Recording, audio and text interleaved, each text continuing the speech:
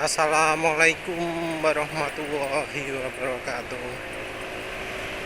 Kali ini penulis ya ingin bahas oli lagi, semoga nggak bosan.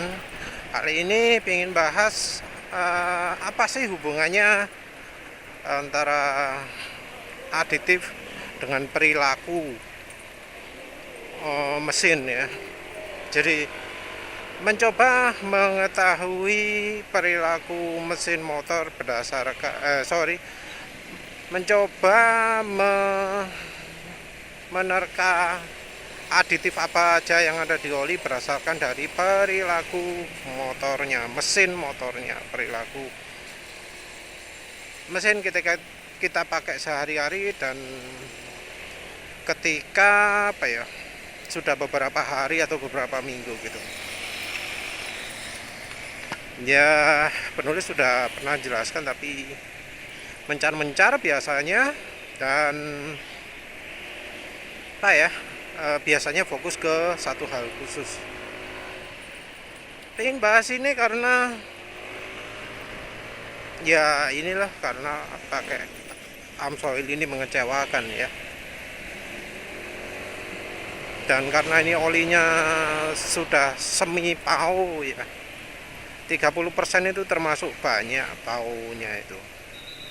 Karena ya paling besar PAU-nya itu penulis jumpai 70% ya, yaitu DPTT. Yang lainnya nggak ngomong PAU-nya berapa, ngomongnya full tapi nggak berani nyantumkan.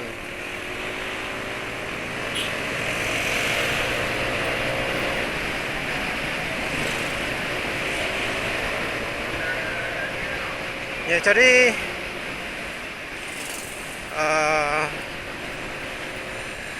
gimana ya, dari apa dulu? Kalau yang aditif paling terkenal itu mungkin Moli ya.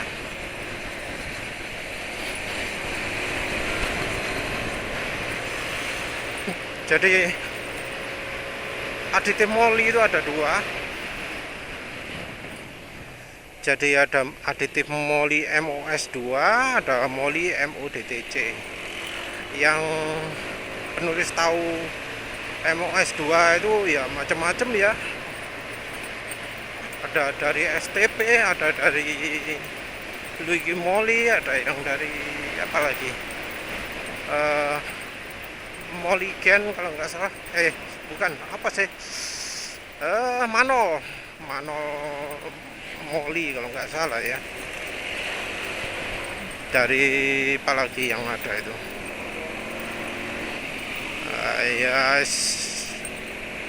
Merek-merek lain selain dari Moli ada juga WS2, WS2 ya, tungsten. Ada juga yang titanium. Itu semacam aditifnya.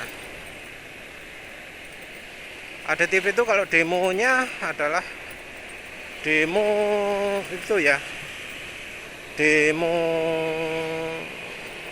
pakai apa jenenge, Timken engine kalau nggak salah, Timken mesin.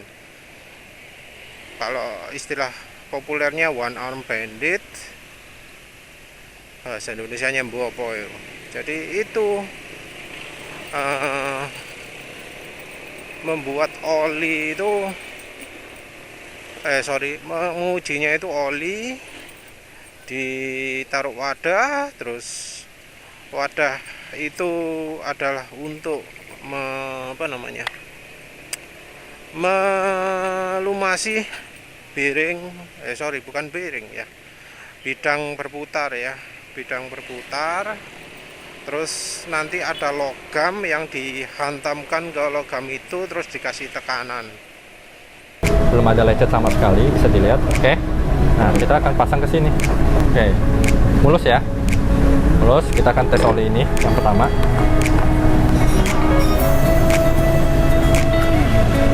Oke, kita taruh di bawah sini.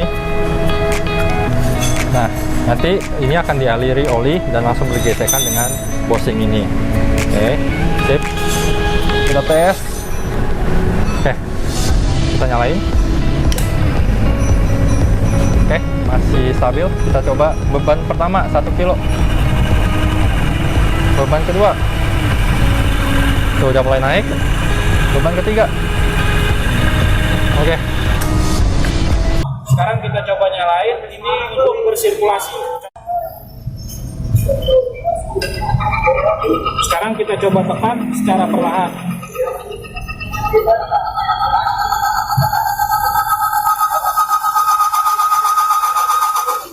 Nah, suara di sini dapat disimpulkan bahwa oli merek lain belum bisa melindungi gesekan secara maksimal.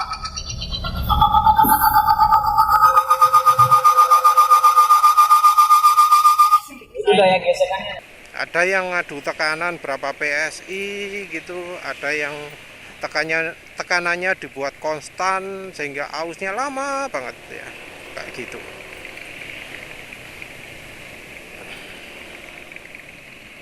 Kalau yang tekanannya besar itu yang diuji adalah aditif moli, karena aditif moli itu suhunya yang paling butuh suhu aktivasi tinggi. Jadi misalnya 700 apa yuk, suhu 700 derajat atau tekanan berapa PSI gitu. Tentu butuh waktu ya, nggak langsung ditekan langsung licin, enggak, tapi biasanya nekennya ditunggu agak lama, terus ditekan lagi, tunggu agak lama, tekan lagi, tunggu agak lama, sehingga lapisan pelapisnya lama-lama terbentuk.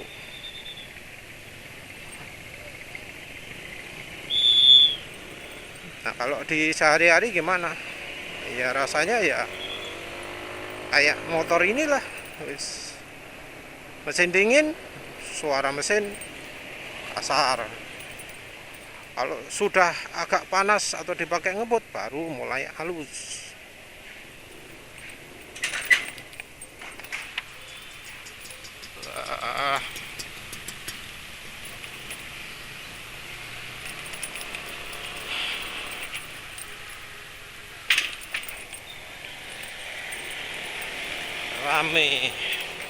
Rame males.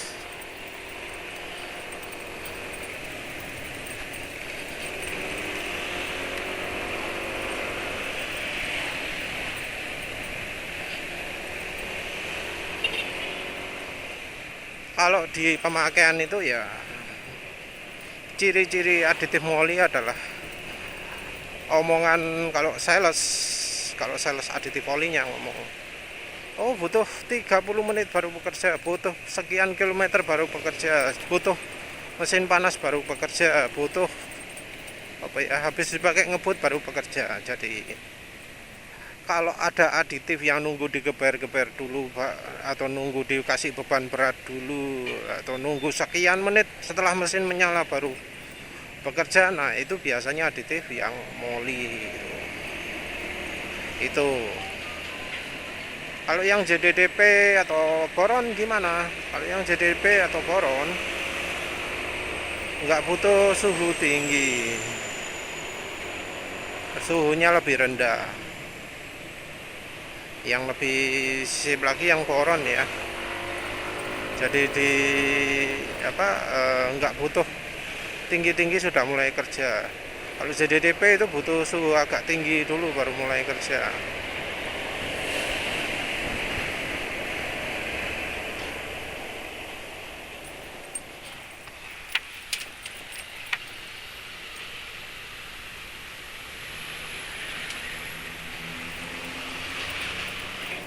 Males ya, pom bensin nggak ideal.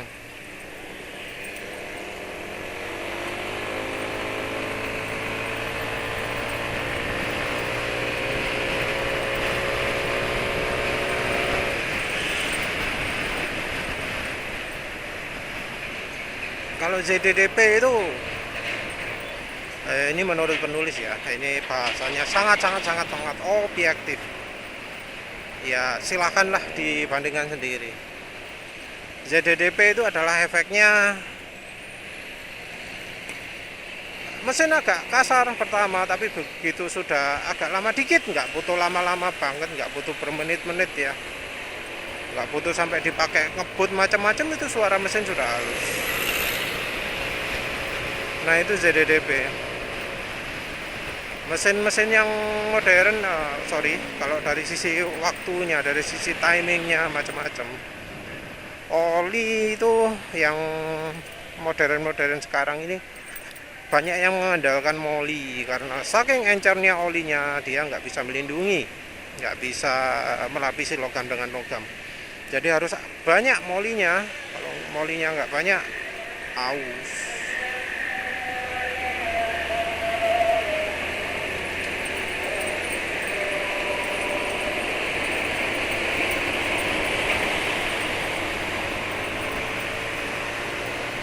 Jadi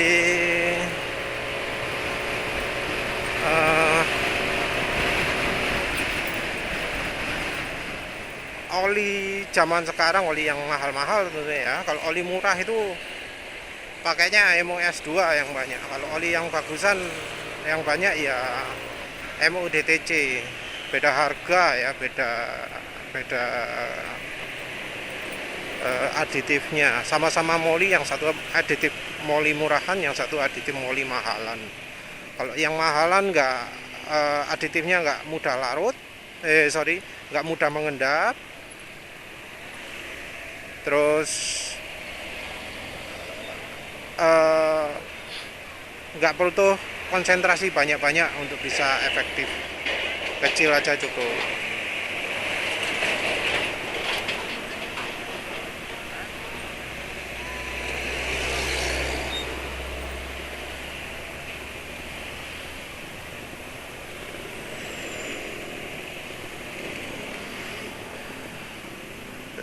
Yang moli itu yang ZDDP. Nah sekarang ini ZDDP itu mulai dikurangi karena dari fosfornya, kalau nggak salah ya, embu oli R.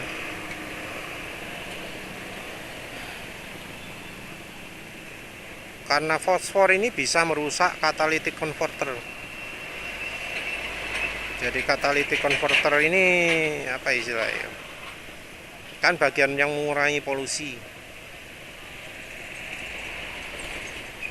Nah karena untuk mengurangi polusi, terus ada aditif oli yang bikin catalytic converternya rusak, makanya sekarang ini konsentrasinya dikurangi.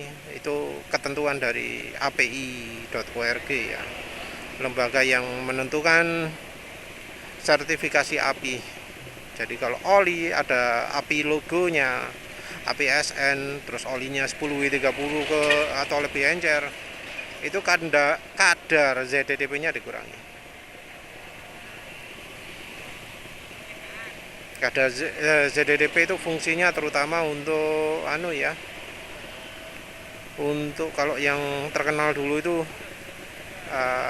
mengurangi keausan di noken as dan pelatuknya noken as, di flat tapet atau apa itu. Sekarang ini banyak yang sudah pakai roller demi untuk membuat pelapisannya ini lebih kuat, membuat noken asnya dan bagian-bagiannya itu lebih nggak mudah aus. Tapi ya buktinya kita lihat sendiri lah ya, tetap aja ada yang kena noken as oblak gitu ya, masih ada aja kan yang mengalami ya seperti itulah. Kalau di pemakaian sehari-hari kita bisa tahu ya, menurut Purwis ya itu suara halusnya itu.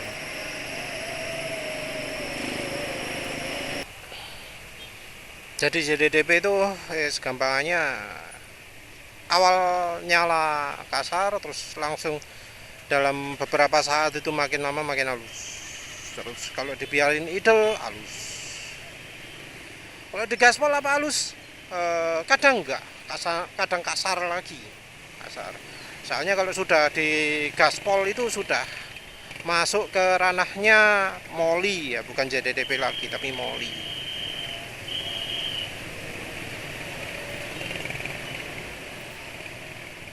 Atau ya balik lagi, bukan ranahnya ZDDP tapi masuk ke ranahnya film strength olinya, dari bahan cairan olinya, bukan dari aditif padatannya. Jadi ada dua.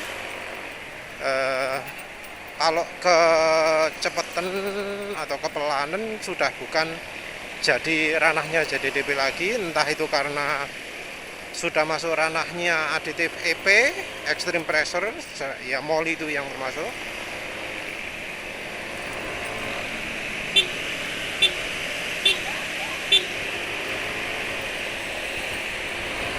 Terus yang berikutnya ya dari bahan olinya, entah kekentalannya, entah olinya sendiri yang punya film strength kuat. Nah itu. Nah, kalau oli film strength olinya nggak kuat atau aditif molinya nggak kuat, ya jadi kasar. Entah waktu digeber atau kena beban berat, suaranya mesin kasar. Tapi begitu idle, suara mesin jadi halus lagi. Nah itu ZDDP. Ini benar-benar subjektif ya. Kalau nggak ada yang nggak setuju silakan.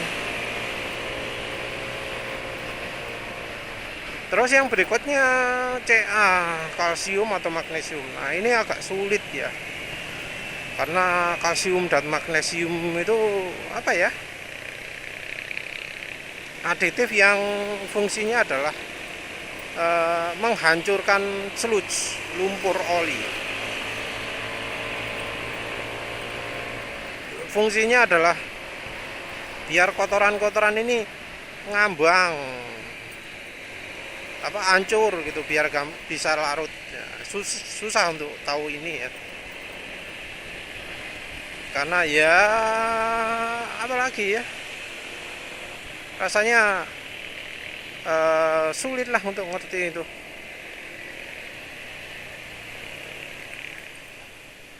Mungkin cirinya ya kita cuma bisa lihat pakai spesifikasi aja. Di spesifikasi TBN-nya tinggi atau enggak. Kalau tinggi tapi dipakai enggak bikin tenaga turun. Nah, mungkin itu pakai pakai kalsium atau magnesium.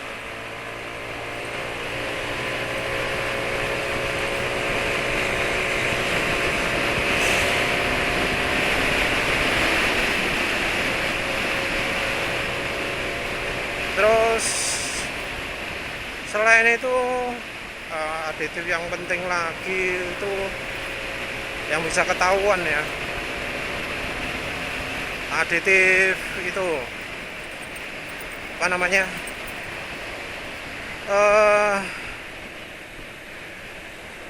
apa jenenge, sampai lupa lagi, kepikiran apa ini. Oh ya, kepikiran isi bensin sampai gak konsen ya.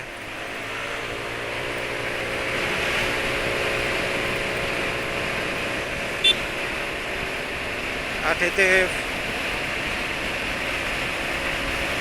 oh iya, viscosity index improver. Ini aditif penting ini.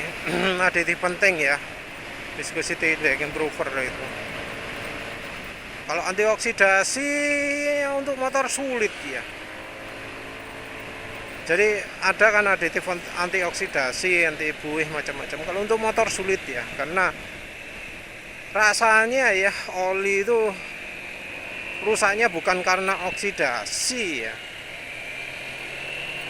Jadi mungkin daya oksidasinya oli itu jelek, tapi kalau sampai kejadian pakai oli mineral ya, oli grup 1 bisa lebih awet daripada oli full sintetis. Nah itu kan aneh banget toh ya. Katanya oli yang punya kemampuan antioksidasi itu bisa lebih awet olinya, bisa lebih kuat, bisa nggak cepet hitam.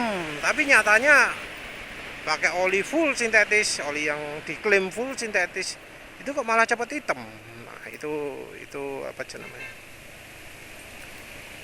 itu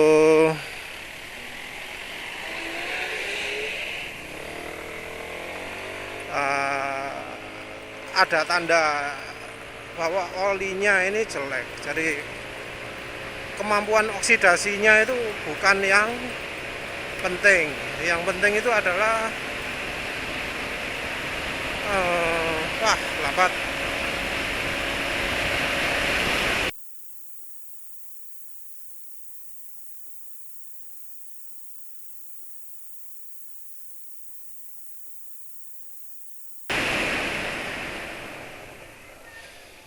Yang penting itu adalah dari itu tadi, viscosity index improver. Ini aditif yang kalau ada justru bikin olinya jelek. Jadi oli itu jadi jelek kalau ada viscosity index improver. Mengapa kok jelek? Karena ya Indonesia nggak butuh viscosity index improver. Suhu apalagi kayak penulis ini malam hari 25 derajat, itu pagi-pagi lah, subuh-subuh 25 derajat itu wes kondisi paling apa ya, paling dingin ya.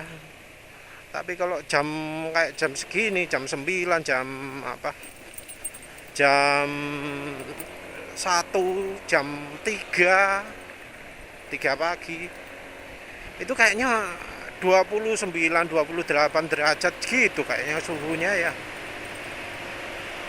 Jadi nggak bisa kita ngomong soal viscosity index improver kalau ya suhunya aja nggak pernah dingin. Kalau nggak pernah dingin ngapain olinya butuh yang multi viscosity ya, kekentalan ganda ya. Jadi additive viscosity index improver kan biasanya dipergunakan untuk itu.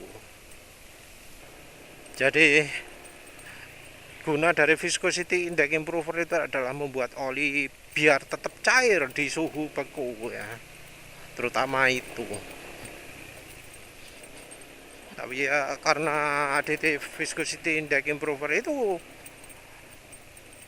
olinya jadi nggak tahan kocokan, nggak tahan digenjot, nggak tahan di gaspol. Kalau di gaspol jadi cepet encer. Nah, ya wis itu kalau pemakaian sehari-hari ya. Jalan kecepatan berapa? 40 km per jam, suara mesin halus ya.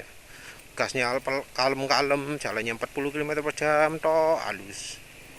Tapi begitu jalan 60 km per jam atau lebih, suara mesin langsung jadi kasar. Asli nggak cocok oli motor pakai viscosity index improver itu. Cocoknya untuk oli mobil toh.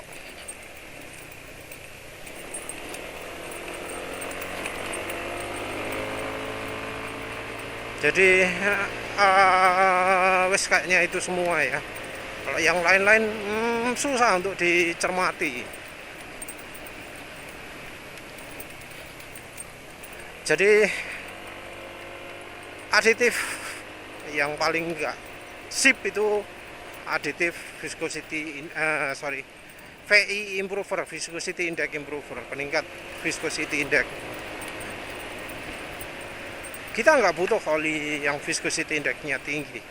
Kita butuhnya oli yang tahan terhadap kocokan-kocokan. Jadi kalau milih oli, kita bisa lihat spesifikasi ya, apa spesifikasinya valid sesuai kenyataan. Maka oli yang bagus menurut penulis, kalau kita nggak peduli soal catalytic converter, nggak peduli soal emisi gas buang ya, kalau padahal sebenarnya ukurannya kilogram per kilometer ya, tapi kita ini pakai persen ya, ngawur. Maka oli yang bagus itu adalah kadar JZDP-nya cukup banyak, kadar poronnya cukup banyak, kadar molinya nggak usah wis, kalau bisa diganti dengan misalnya titanium atau tungsten. Terus jangan grafit, tapi grafit itu merusak. Grafit itu membuat aus komponen. Dari grafit enggak, moli enggak. Terus kadar kalsium mungkin butuh ya, tapi nggak usah banyak-banyak. Nggak kayak olinya diesel ya, mestinya dikit-dikit aja. Terus apalagi, nggak pakai viscosity index improver kalau bisa. Masih olinya single grade no problem, yang penting dipakai kocokan RPM tinggi bisa bagus. Apalagi ya wes itulah, ini untuk motor lah ya. Kalau untuk mobil viscosity index improver itu ya sih no problem, karena ya penulis sendiri pakai mobil jarang banget ya jalan 4000 RPM, 3000 seringnya. Ya wes lah, gitu aja ya. Ya mungkin ada yang bosan bahas ini ya maaf. Udah gitu aja. Terima kasih sudah menonton. Assalamualaikum warahmatullahi wabarakatuh.